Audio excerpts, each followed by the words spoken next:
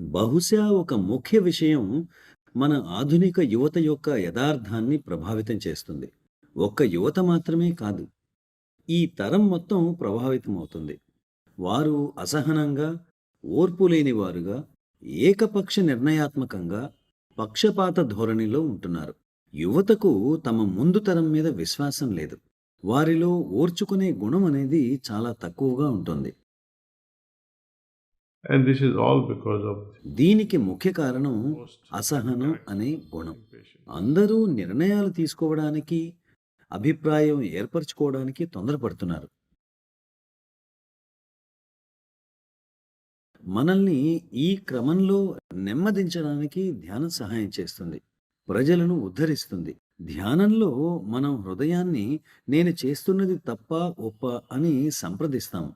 ఈ రోజుల్లో చాలా మందిలో గల లోపం ఏమిటంటే, వారికి ధ్యానం ఎలా చేయాలో తెలుసు. కానీ అది కేవలం ఒక ఆచారంలా మిగిలిపోయింది. Closing your eyes and trying to feel the presence of divinity. కనులు మూసుకొని మనం లోపల ఉన్న దివ్యత్వాన్ని అనుభూతి చెందాలి. కానీ కొంతమంది లోపల ఏదో వెలుగుతుందని ఆ వెలుగును చూడడానికి ప్రయత్నిస్తారు. ఆ వెలుగు అనేది దివ్యత్వానికి ప్రతీక మాత్రమే. నిజంగా వెలుగు అనేది కనపడదు. నిజంగా ఉన్నది ప్రేమ యొక్క వెలుగు మాత్రమే.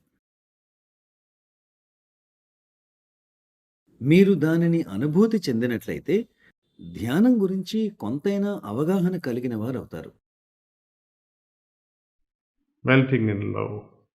ప్రేమలో కరిగిపోవడం మరియు హృదయం నుండి ప్రేమ ప్రవహించడం వంటివి.